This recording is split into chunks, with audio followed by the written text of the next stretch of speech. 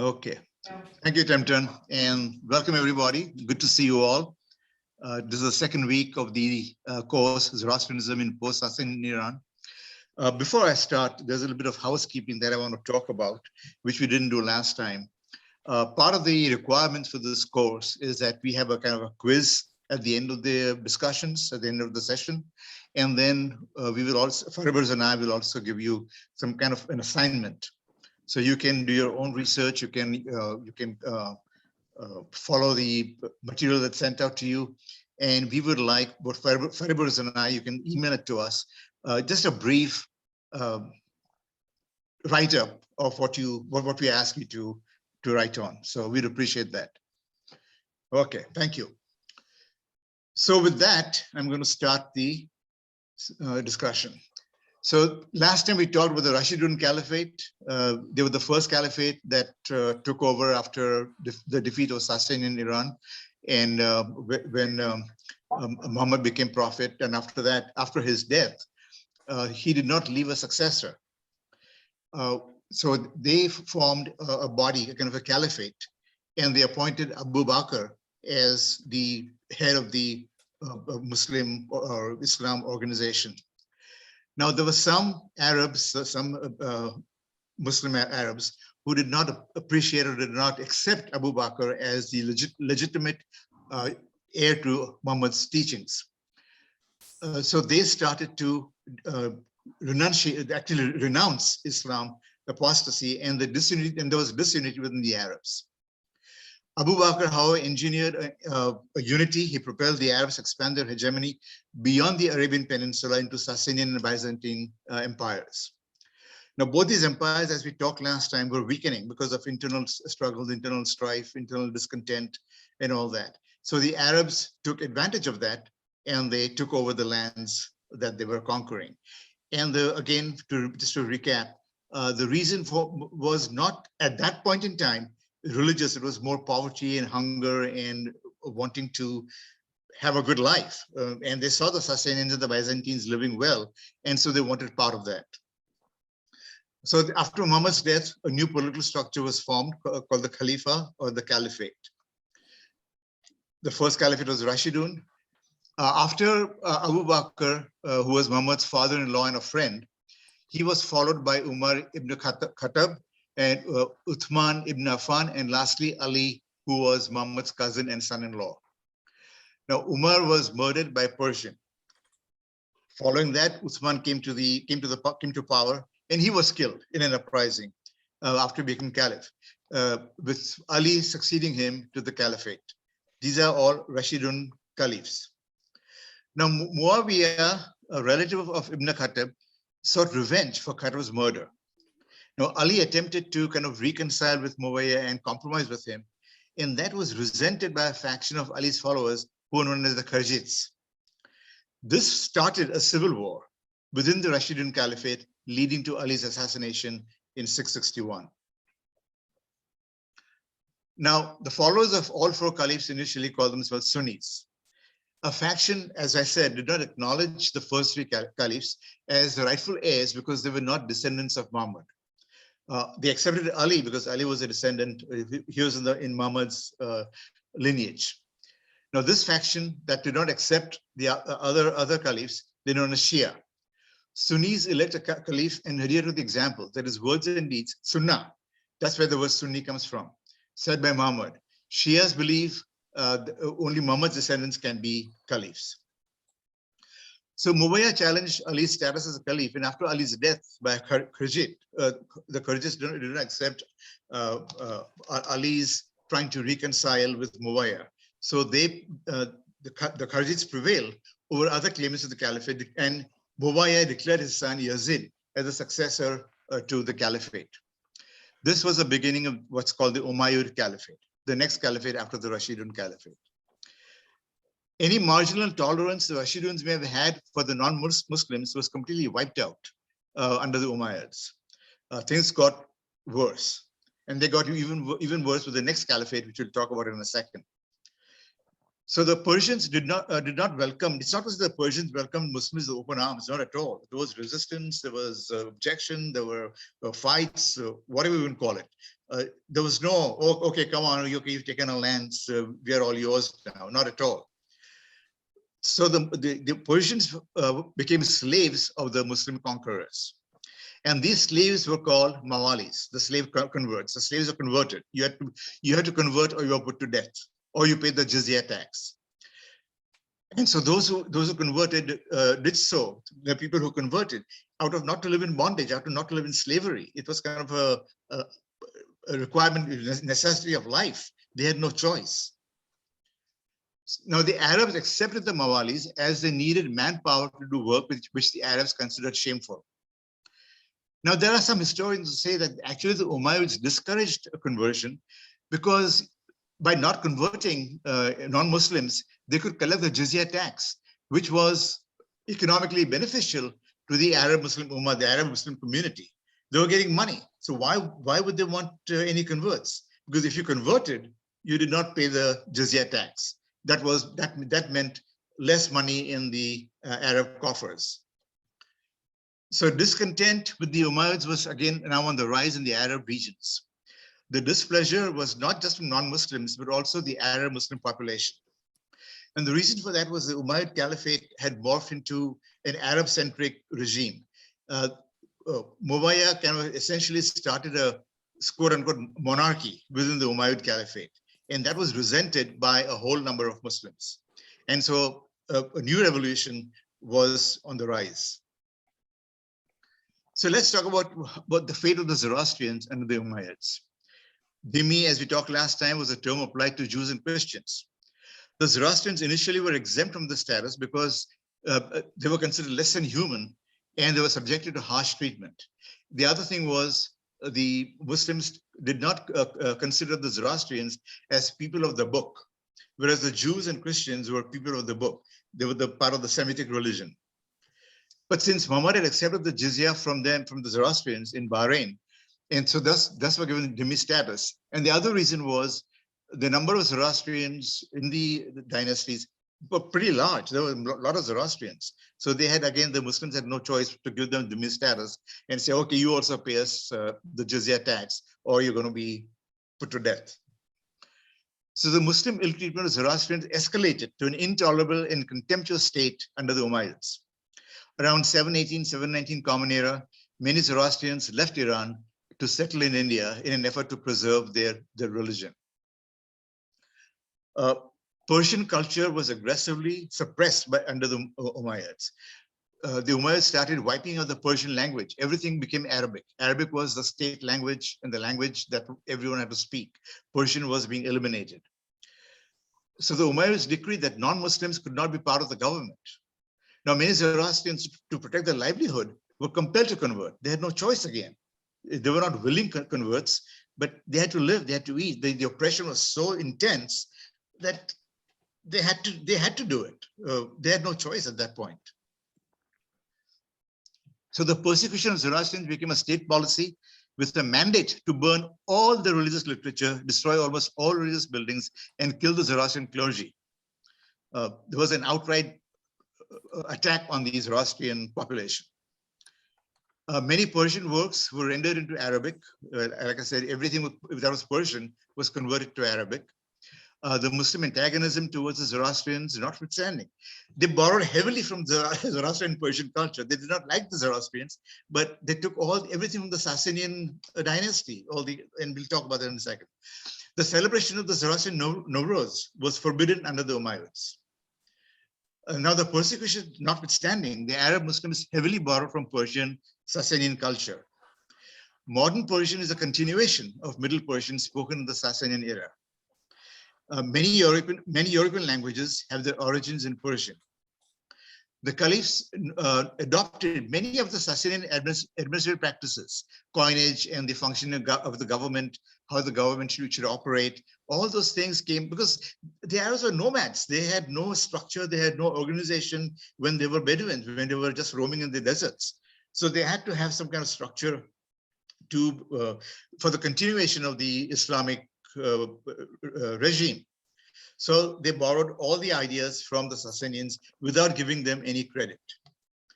Islamic culture is heavily influenced by Sassanian norms and values.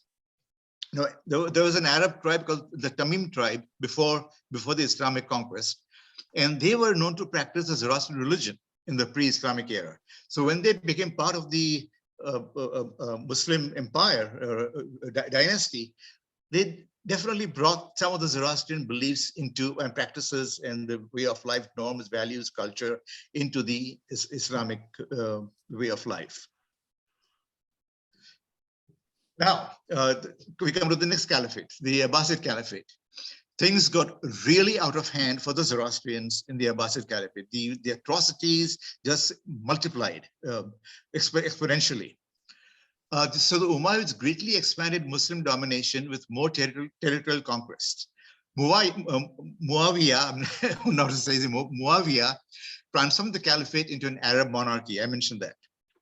The Shia and the Kharjites, they opposed the Umayyad Caliphate. The Abbasids were Arabs claiming descent from Muhammad's uncle Abbas ibn Abda al-Muttalib. Abu Muslim was a general in the service of the Abbasids, and he led a revolution against the Umayyads, overthrowing their dynasty. Marwan II was the last Umayyad Caliphate, and he was killed with the Abbasid Abu al-Abbas al-Safa becoming the first Abbasid Caliphate in 750. The Abbasids claimed that the Caliphate was very much in dispute in the Arab Muslim world. The Shia initially supported the Abbasids, believing they were direct descendants of Muhammad. But once the Abbasids came into power, they disavowed Shia beliefs and they adopted the Sunni ideology. Islamization of Iran under the Abbasids became the norm, with little or no tolerance for non-Zoroastrians. So things were really getting really bad for the Zoroastrians, and certainly very much so for the Zoroastrians, and also for the non-Muslims, the Jews and the Christians. But the Zoroastrians were the main target. And more migrations to India actually occurred in the Abbasid Caliphate. Islamic theology, mysticism, philosophy, culture became more widespread under the Abbasids. They just went full with blazing guns to make everything Islamic. Conversions to Islam beyond Iran spread under the threat of a sword. If you don't convert, head's going to be chopped off. The Umayyads recognized as Muslims only those of Arab descent. But the Abbasids, however, were more accepting of non-Muslims who had converted to Islam. The Umayyads believed only if you were born a Muslim and lived a Muslim, then you could be of Arab descent. You were not an Arab otherwise. But the Abbasids relaxed that condition, and they accepted non-Muslims who had converted to Islam. Adding to the Sunni Shia dispute engendered by the Abbasids, the dynasty fell into financial crises, internal conflicts, and struggles. This sealed the end of the Abbasid Caliphate with the Mongol invasion in 1258. What was the fate of the Zoroastrians under the Abbasids? Any marginal tolerance that the Rashiduns and the Umayyad may have had was completely wiped out under the Abbasids. Zoroastrian temples, shrines, literature were destroyed. The Zoroastrians were given dhimmi status under the first two caliphates, but the Abbasids said, "You're not dhimmi, you're kafirs." Kafirs means non-believers, and kafir, as you all know, has a very derogatory term in Indian and Persian languages. Hence, the Zoroastrians did not have the same privileges as other Muslims, non-Muslims, such as Jews and Christians. The Abbasids, supporting only those practicing Islam, created an unbearable situation for the Zoroastrians. Zoroastrian temples were burnt or converted to mosques. Publications of any Zoroastrian literature was banned, with an injunction to burn any material that came into public. So what some of the Zoroastrians did is that they started writing, but they did not publicize it. They kept it within the family. So the books that we have today, some of the books that we have today, have come down from that isolation of that literature, because they kept it within the families, and then the families they did not publicize it. It could not be made public, because not only would the literature be destroyed, but you could be killed. And furthermore, the Zoroastrians had no property rights, and inheritance went to those Zoroastrians who converted to Islam. So what that means is that, say there was a family of Zoroastrians, and one member of that family converted to Islam. The father, the mother, whoever, the family elders could not pass on their inheritance to the non-converted Zoroastrian, but it had to go by law to the child who had converted to Islam. The Zoroastrians were forced to burn the religious literature. The dakmas were desecrated. There was a dress code for Zoroastrians, so they could be identified and they could be harassed on the streets. With all these kinds of absurd, inhuman restrictions on the Zoroastrians, they suffered from poverty. The Zoroastrians were impoverished. Zoroastrian property could be confiscated on spurious legal grounds. Legend has it that Zarathustra had planted a cypress tree in Khorasan. Mutawakil, who was the 10th Abbasid Caliph, he ordered that he chopped down for timber to build his palace. So there was no respect for the Zoroastrian, the culture, their heritage, nothing. All pleas from the Zoroastrians were totally ignored. The future of the Zoroastrian priesthood declined with these external, unwarranted threats from the ruling class. Because as the people converted by force, the priests did not have an opportunity to offer their services. So their livelihood was also affected adversely. Now, the Arab nomads, driven by poverty and religious zeal promoted by Muhammad, raided Sassanian territories, decimating the religious and cultural pillars of the empire. The Battle of Qadisiyah and Nehawan, which Firoze will talk about, brought an end to the Sassanian era, sealing the Islamization of Persia. Caliphates were established, and we talked about that. Each caliphate had its own internal problems, such as the dichotomy between Shia and Sunni functions. Now, if you recall from last week's discussion, all these dynasties, beginning with the Sassanian dynasty and even the Seleucid dynasty before that Parthian dynasty, there were internal conflicts. There was no unity. So all this lack of unity, whether it's the Sassanians, whether it's the Islams, whether it's Rashidun, Umayyad, Abbasid, it's the internal conflict, it's the disunity that brought about the death and destruction of those dynasties, those empires. The last caliphate, the Abbasid Caliphate, was its pinnacle during the reign of Harun al-Rashid. Now, al-Rashid's two sons, al-Amin and al-Mamun, vied for the caliphate after their father. So the father was killing the sons, sons were killing the fathers, brother killing brother. All this was going on, and that caused the destruction of not only the Sassanians, but also the future Islamic regimes. So with al-Amin and al-Mamun fighting for the caliphate, another civil war erupted in the Abbasid Caliphate.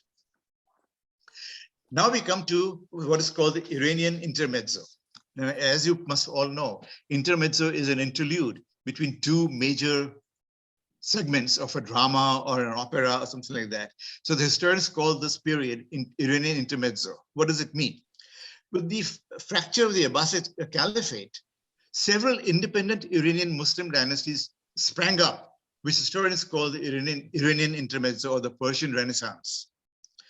Indigenous families in Khorasan on the eastern front of the Abbasid Caliphate traced the lineage of the Sassanian Iran, and they took control of all the territories. The Iranian intermezzo is an interlude, as I said, in which several dynasties rose to power until the coming of the Seljuk Turks, which we shall talk about next time. Now, the dynasties that comprise the intermezzo are the Tahirids, Safarids, Sajids, Samanids, Ziyarids, Buids, and this is in your reading material that was sent out. Okay, so this gives you an idea of the different dynasties within the Islamic empire. So the Abbasids were cleaned out, wiped out, they were destroyed. And these small little, not vassals, but the small little dynasties sprang up. This is what the Samanids were, the Tahirids were over here, the Safarids were over here, Ziyarids, Buids, Salarids, and Sajids. So this gives you an idea of the different dynasties after the fall of the Abbasid Caliphate within Iran. So for purposes of this discussion, we will only discuss three dynasties, three intermezzos in brief. The first is the Tahirid dynasty. They were Arabicized, but they were actually of Persian origin. The dynasty was founded by Tahir ibn Hussein, who was once the Abbasid governor of Khorasan. The Tahirid rule lasted for 50 years. The last Tahirid monarch was defeated by Yaqub bin Lat as-Safar, ending the Tahirid dynasty. So this again, just another quick map. This is where the Samanids were. This is where the Tahiris were. This Khorasan is over here. This is Safarid dynasty. They had Fars, they had Kerman. This is Sistan region, and Khuzestan is also somewhere over here. Now, Yaqub bin Lat as-Safar was a coppersmith. Safar means copper, I think in Persian. So he was a coppersmith who quit his job to join a bandit group called Ayers, soon rising to be their leader. A local chieftain sought Yaqub's help to establish an independent state, but Yaqub took advantage of that, and he overthrew the commander and started what is called the Safarid dynasty. So, because he was a Safar, so it was a Safarid dynasty. So the Safarids toppled the Abbasid rule in Khorasan and defeated the Tahirids. They took over Fars, Khuzestan, and Kerman. After Yaqub's death, his brother Omar bin Lat headed the Safarid dynasty. Omar's rule was toppled by the Samanids, losing Khorasan to them. Now, there was a Zoroastrian named Saman Khuda who had converted to Sunni Islam under an Abbasid governor of Khorasan, Asad ibn Abdullah al-Qasri. Now, in your reading material, there's a flow chart that you can look at to see how who followed whom, and that'll give you an idea. Now the Saman Khuda's followers, they claim to be descendants of Sassanian Bayram Shobin.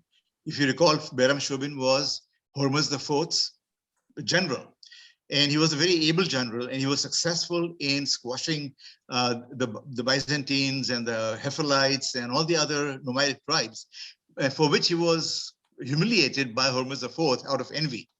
And Bayram Shobin is the one who proclaimed to be Bayram Varzavan, the fabled Zoroastrian savior of the religion. Now, Khuda's four grandsons loyally served the Abbasid Caliphate al-Mamun, for which the governor al-Qasri rewarded them with Iranian provinces. Ismail was actually the founder of the Samanid dynasty. Now, the Samanids themselves were not exempt from the vagaries of deceit and power struggles within the ruling class. Now, another group was on the rise, the Turks. They were a nomadic group roving the central Asian steppes. The Samanids enslaved these itinerant Turks and made them into palace guards. And the Samanids also converted the Turks to Islam.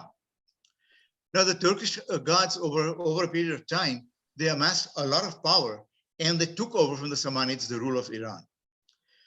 There was inept leadership among the Samanids, and that was an incentive for the Turkish uprising and for the Turks to become the rulers over Iran.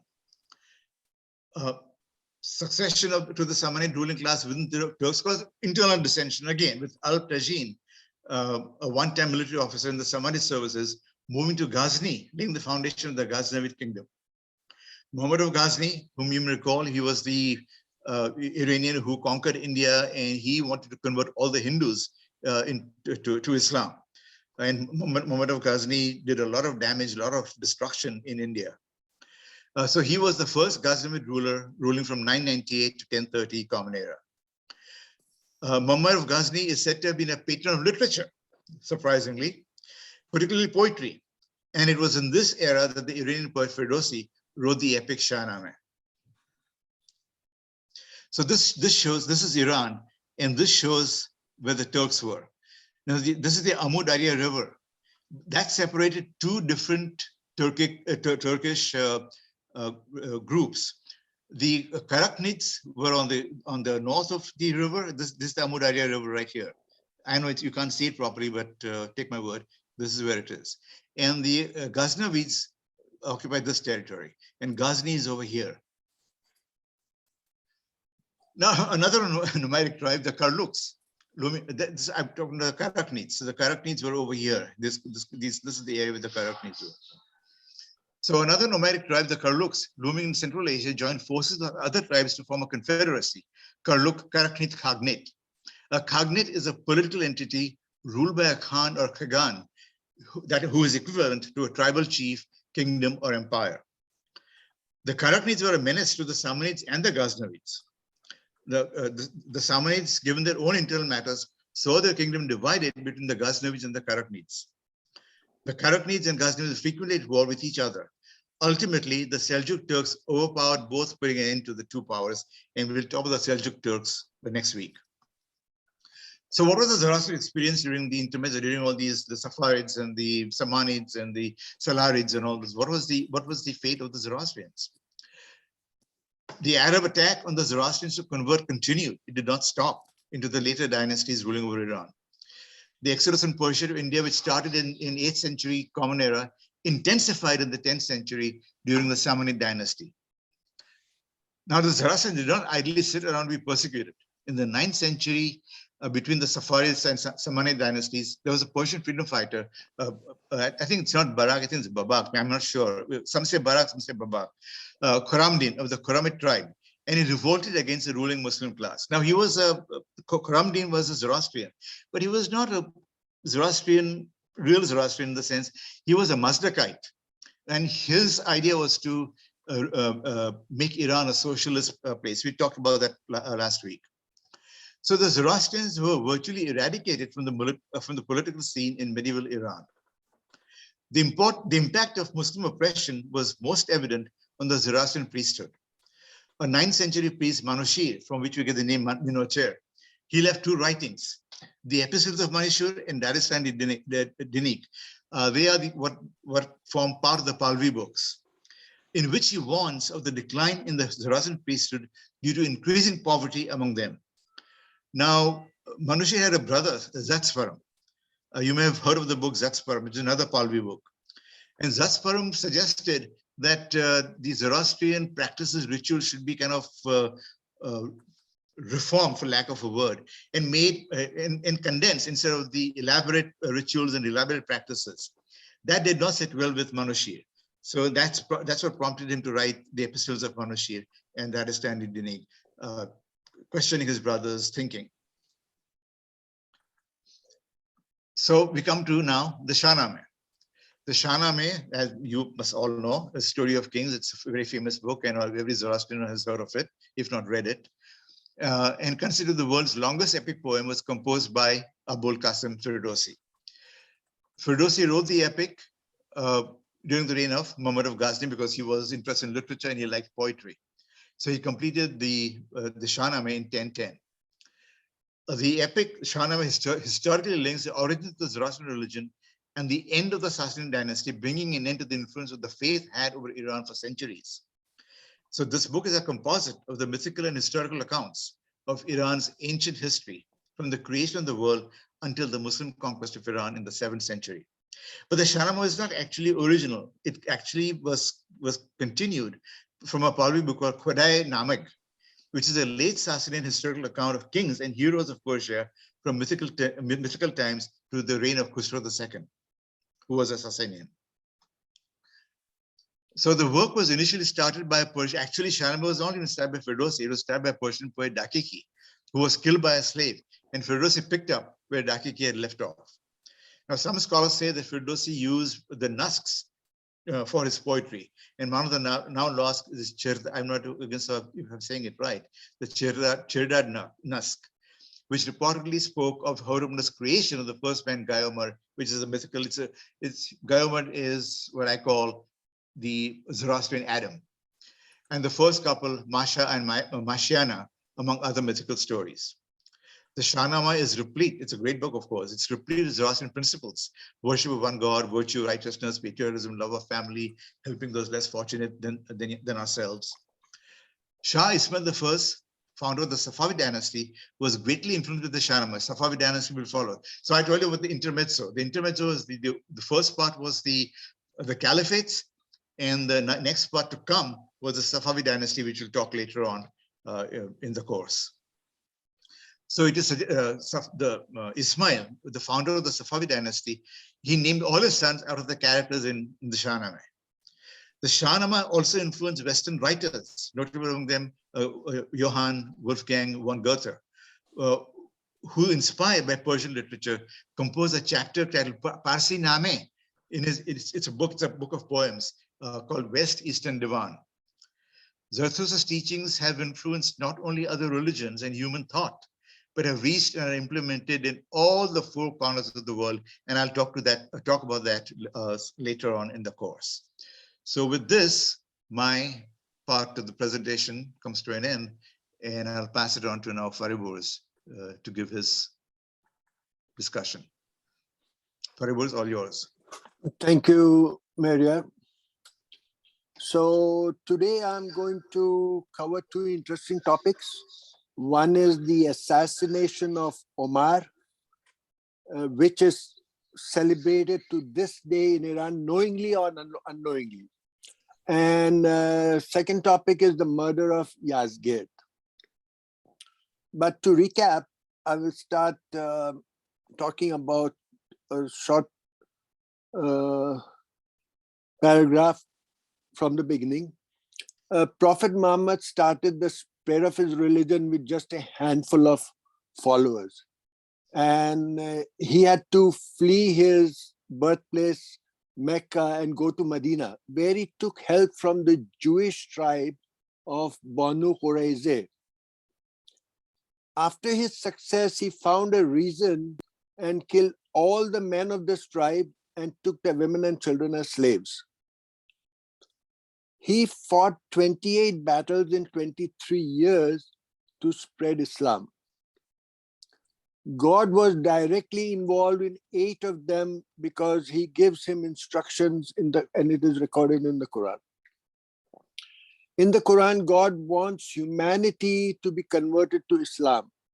It is the final religion of mankind. The Muslims to this day are working on it, for it is God's will and they are the helpers of God. This helpers of God, you must have heard, we also say all the time we are helpers of God.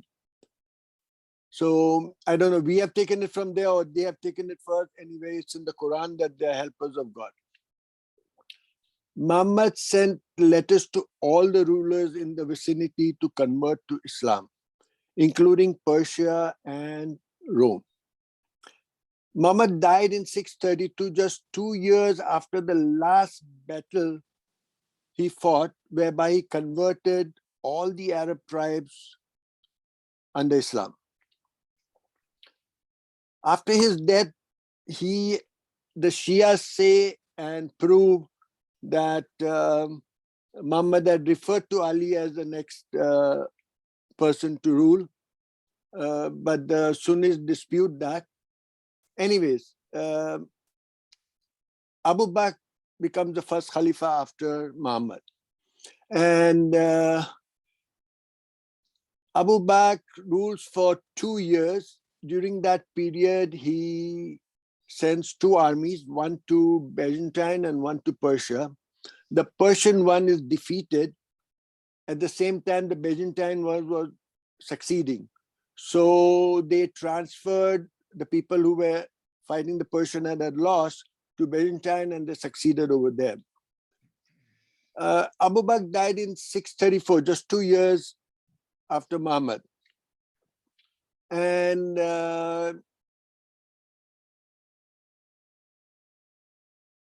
Omar was again over here. Ali was set aside and Omar was chosen as the next Khalifa. Omar was very interested in conquering Persia. He had a feeling that he has to conquer Persia. And right from the time when from the death of Abu Bakr, when they came and gave him allegiance, he was telling each of the leaders that came and gave allegiance to him that you have to go and conquer Persia. Anyways, Omar sends a letter, emissary to both Yazdegerd and Rustam the general, asking them to convert. If they don't convert, they have to pay jizya. And if they don't pay jizya, there will be war in which they will be defeated. It is the desire of God that if you don't pay, you will be defeated. So in 636, the war broke out, and within 3 days, a sandstorm erupted. Rustam was killed and the Persian army disintegrated. There was a killing spree and they killed every man they saw on the way. They took the women and children and sold them as slaves, as was the Arabian custom between the tribes. Out of these prisoners, there was a person by the name of Firoze Nahawan the Zartushti, who was taken prisoner and sold in Medina. Now, Firoze Nahawandi was an able man.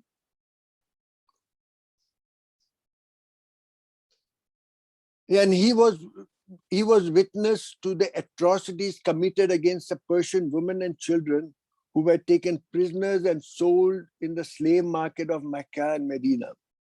When the city of Nahawan was captured in 640, the women and children of Nahawan were sold in Medina. Firoz's heart ached to see their suffering and humiliation. Firoze was a capable artisan, and although a slave, he was allowed to work, but he had to pay his master part of his earning. He had some savings and was able to rescue a small Persian girl by buying her in the slave market and adopting her as his daughter. One day, Firoze met Omar in the market and pleaded with him for justice. He said, my owner, my master, is taking too much money from me, and it's not fair. I work very hard. Omar asked him, what do you do? He said, I'm a stonemason, I'm a carpenter, I'm a blacksmith. So Omar said, you do a lot of work, so paying 2 dirhams is not much. At the same time, he asked him that, I've heard that you claim you make a windmill that grinds by wind power if you wish. And Firoze says, if you survive, I will certainly make a mill that will be the talk of both the East and the West. And then Firoze leaves. And Omar thinks to himself, that slave just threatened me. And he goes home and forgets about it. Now, I will point out something. This is Omar being killed by Firoze, and Firoze is known for building windmills. Now, if you Google windmills in the Islamic era, you'll come across hundreds of pictures saying that the windmill was created by the Muslims. Now, here's a man from Iran, from Zoroastrianism, who is known for it and who kills Omar, and Omar doesn't know about windmills and he's happy to ask him to make one. So this is just a point I'd like to make. Then Firoze had 2 friends who were slaves, Hormazan, a Persian, and a Christian Byzantine by the name of Jaffaye. Slaves were not allowed to carry any weapons, but Firoze, with the help of his friends and his own skill as a blacksmith, made a 2-sided dagger with a handle in the middle. Then one day he decides on the day that he wants to kill Omar. So he goes to the mosque, and when Omar used to lead the prayers every morning, and there was a system in him that he would send somebody to go and check and see if everybody is in line, there are no unwanted people and all that. And after that was done, Firoze just sneaks in, goes in behind Omar and stays there. And when he gets a chance, he removes his dagger, punches 7 blows into him and kills him, also kills the person behind Omar and runs away. Now, there are two narratives over here. Some say that one of the Muslims goes and finds him and kills him.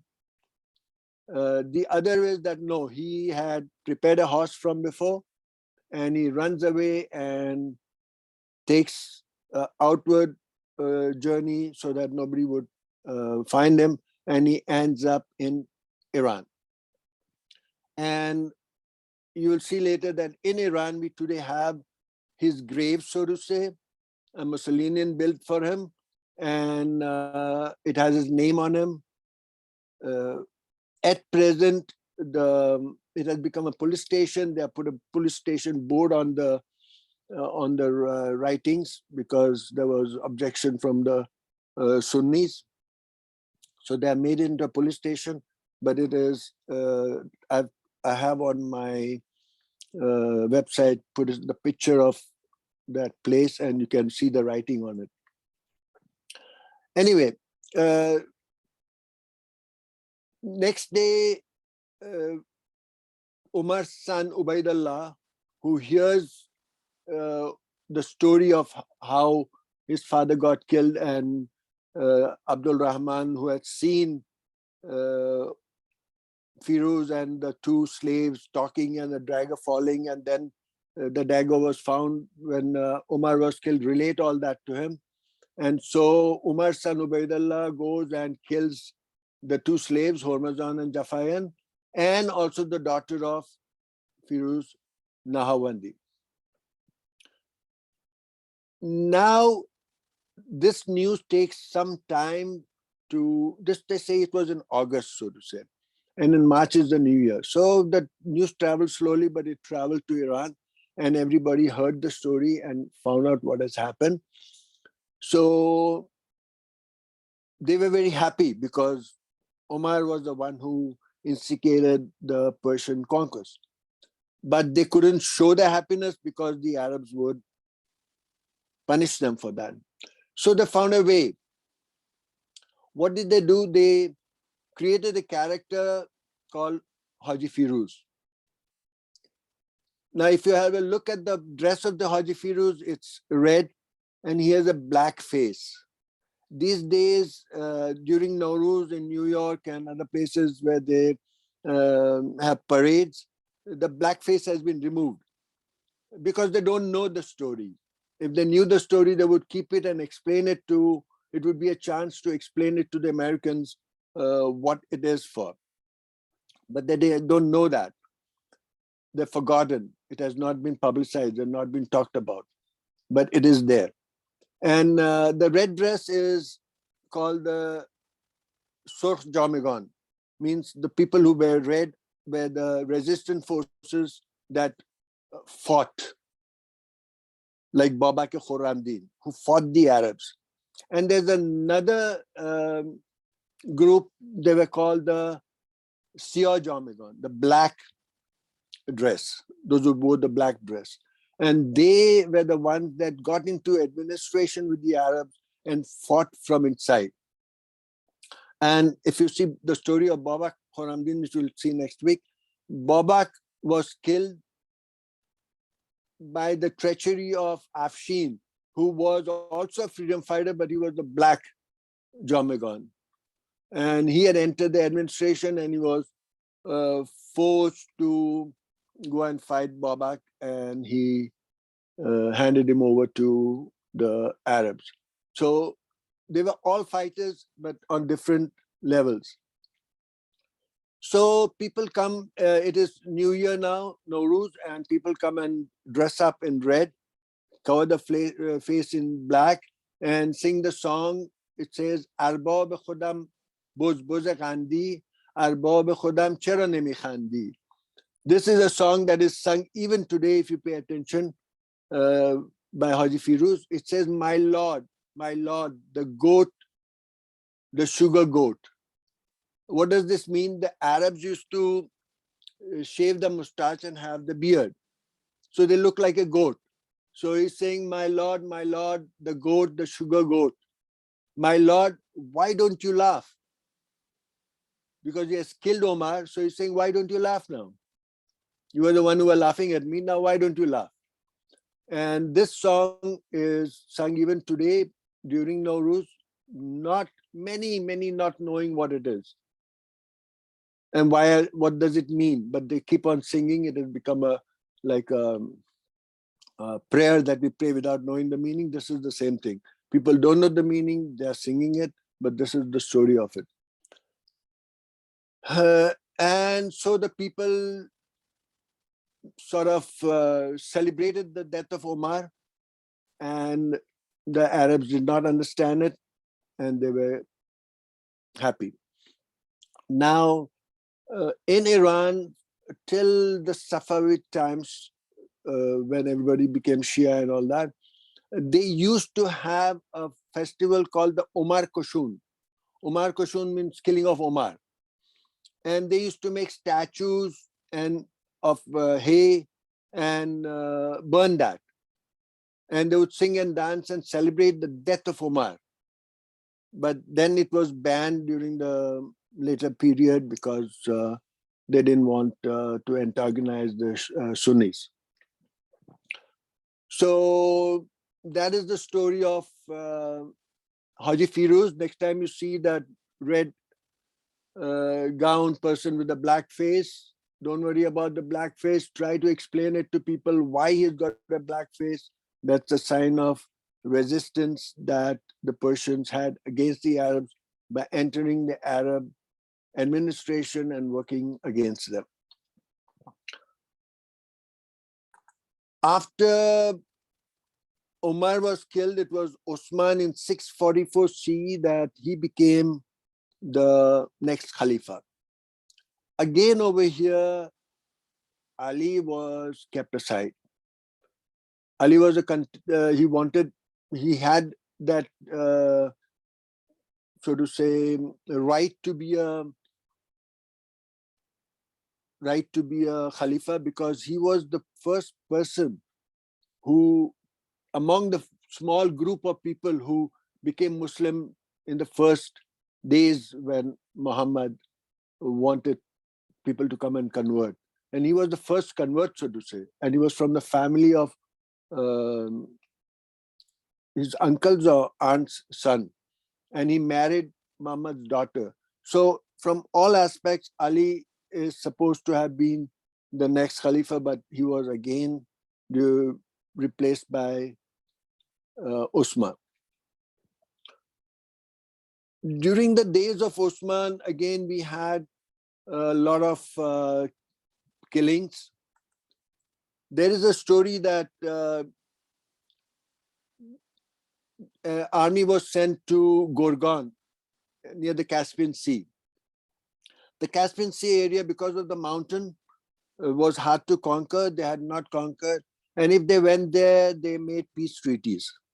And the Zoroastrians over there agreed to the peace treaty because they didn't want to waste time fighting. They used to pay them jizya and get rid of them. Now, during the time of Osman was very adamant that we have to go and convert these people. So he sends an army which goes over there, and they fight for a long time. The fight was very long, and those who were in the fort, the Zoroastrians that were in fort, they were tired. They were sort of not being able to come out because the Arabs all had sort of surrounded them. So they agreed to a peace treaty. And it was in the peace treaty, they say that they will not kill a single, no, not that way. He says that he would not kill one man. In the peace treaty, they said that he would not kill one man. And then they opened the door of the fort and they sort of make peace. But the Arabs go in and kill all the men except one man. And they say, we have kept the word of the contract. We said we will not kill one man, and we have not killed one man. We have killed all the other men. And they take all the women and children as slaves. So that was during the time of Osman. Osman also was very adamant that people should be converted, because when the Arabs would offer the Persians that they can either convert, pay jizya, or get killed in a war. Most of them would pay the jizya, and the Arabs had to sort of basically keep their word. So they would accept the jizya, and Osman was not happy. He said that that is not what we have come for. We have come to follow the Quran, and we have to convert people. Start being shepherds and stop being tax collectors. Anyways, that passes, and Yazdegerd in this period was going from place to place. He had an army of about 4,000 to 5,000 men, which were loyal to him. With them, he goes to every city and helps them fight the Arabs. And by now, he had reached, it was about 10, 15 years that he was doing this, and he had reached Afghanistan and in the city of Marv. He reaches Marv, and he has the brother of Rostam, who was the commander in Qadisiyah. He has him with him, and this general hands over Yazdegerd to the governor of Marv and says, take care of the king, treat him well. I have to go back to the south. And he goes back to the south of Iran, to Shiraz and other sides to fight with the Arabs. This governor has a feeling that Yazdegerd doesn't like him, and that he might dispose him and put someone else in charge of Marv as governor. So he goes and talks with the Turks, who were the enemies of the Persian, and tells them that the king is over here. If you want to get hold of him, I'll help you. And that's what happens. The Turks come and attack. Yazdegerd with his 4,000 men fights them. The governor also is on the side, has to be on the side of Yazdegerd, so he fights half-heartedly. But Yazdegerd is successful. The Turks are losing, and the governor says, if they lose, I'm in trouble. So he withdraws his army. And the Turks are successful. The Turks are successful. The army of Yazdegerd is dismantled, killed, and Yazdegerd's horse is injured, and he had to flee on foot, and the whole army is disintegrated. Yazdegerd lands into a mill. It was cold. He was on foot. He was hurt. His horse had died, and he finds a mill, grain mill, and he goes in and takes shelter.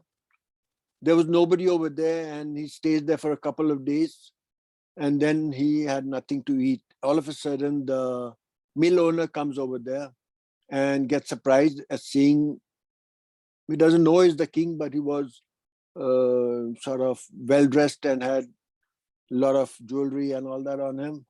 So he gives him some of the jewelry and says that, go and get me some food and get me some other stuff that I need, which the writers say that there were things where a magi would need. So when he goes to the market to get those things for Yazdegerd, one of the soldiers, one of the commanders of the governor sees him and asks him, what is this that, for whom are you buying all this? And he says that, well, there's a person I don't know. He looks weird, and he is in my mill and he wants it. So I'm taking for him. They arrest him and take him to the governor. And the governor makes more inquiries. When he makes more inquiries, he realizes that, oh, this should be nobody other than Yazdegerd himself. So he sends his commander and a handful of soldiers with the mill owner and says, go and just finish him up. Don't bring him in to me, just kill him. So they go there, and somehow this commander and the soldiers don't like to kill the king. They were Persians too. And to kill the king, it was not something which they would like to live with. So they tell the mill owner, you do it. The mill owner was, so to say, under pressure, and he goes and finds the king is sleeping. He takes the stone of the stone mill and crushes it, his head, and the king is dead. They pick him up and throw him in the river and take his, I think they take his head to the governor. His body was in the river, and the bishop, the Christian bishop of Mar, is informed that it looks like from the dress we can say it is the king, and he has been killed. He doesn't have a head, but his body is in the river. He comes with this group of Christians, takes hold of the body, and they discuss that the Persians have been very good to us. They have allowed us to follow our religion. They have even repaired our churches. They have helped us to build churches. And Shireen, the wife of Parviz, Khosrow Parviz, was a Christian. Khosrow Parviz had two wives, two Christian wives. One was from Armenia, and one was from one was from Armenia, and the other one, he just fell in love. And her name was Shireen. So based on all that, they said that we have to respect the king. They took his body, took him to the monastery that they had. They built a grave for him, put him over there. They had a stone sort of monument built for him. And then, of course, if that is lost, we don't know where it is, but it is in Mar that he was killed and buried. And that was the end of the kingship, the Persian kingship in Iran. Yazdegerd had a number of children, but none of them were sort of traced.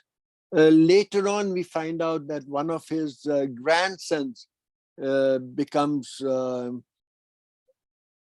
in the court of one of the Abbasid Caliphs. But that's all we know of them. We don't know of any other one. One of his sons, Firoze, is said to take some of his army and move to China. That is what we know. But anyway, that's the end of kingship in Iran. Now, Now, what happens when the Abbasids take over? They rule for 508 years. They had 32 Khalifas in that period of 508 years. And during that time is when there is resistance, and people have, it's 100 years now that it has passed. It is 750, more than 100 years. And we have a number of freedom fighters who come up. We have Babak Khurramdin. Babak fought them for 22 years continuously. He fought guerrilla wars, and the Arabs were just tired of him. Then we had Bia Farid. We had Ustad Sis. We had Sanpad, or some say it is the same Sinbad, the story that has been, that we know, Sinbad the sailor. It's about him, but it is sort of dramatized. Then there's that Sanpad. Then there's Al-Muqanna. These are all Arabic names, but they're Persian, they're Zoroastrians. Then Ishaq al-Turk, Abul Fad Isfahani, Bahram ibn Ardashir al-Majusi, and Adurbad Farah Bang Farrukhzadan. These are some of the more outstanding freedom fighters that I'm mentioning, and I will put it up. Babak is already on my website. The rest of them I'll be putting on my website so you can read it, and we'll discuss them next time. Then I would like to give you an idea of the taxes and how it worked to convert non-Muslims to Muslims. Taxes that every Muslim has to pay, and it's part of the 5 pillars of Islam, is zakat. There are 5 pillars in Islam. Zakat is one, and that is a tax that every Muslim has to pay, and it's paid to the church, to the mosque. It doesn't go to the ruler. But of course, before the ruler and the church were the same, so it used to go to the Caliphate. Then for non-Muslims, it is jizya. And it's in the Quran that jizya has to be such that it subdues the non-believer. It has to be so high that it's subdued, that he is not able to pay, that he is ready to convert. And that is how they converted. So jizya is what is paid by them. Then there is haraj. Haraj is the land tax. It is paid based on the cultivation of the land, whether it is rainwater or well water, or it is different types of, different sources of water have different rates. That is haraj. Then there is sadaqah. Sadaqah is tax which is not a tax, it is a donation basically which you pay to the needy. It is not obligatory, but you are required by Islam to pay sadaqah to. If you see a poor person in Bombay, you remember they used to come on Fridays, and they used to say Ya Allah, nothing but Ya Allah, and go, and people used to say, throw money to them. So that is sadaqah. And then the Shias have an extra tax which is called khums. Khums is 20%, and it is paid to the hidden imam, the Shah Behram Warjavan of the Muslims, Mahdi, who is going to come, and who is in the well in Jamaran in Iran today. There's a well in Rome, in a place called Jamaran, and people go and throw money into that. The well has no water, it's all money. And they are saying that the imam is over there.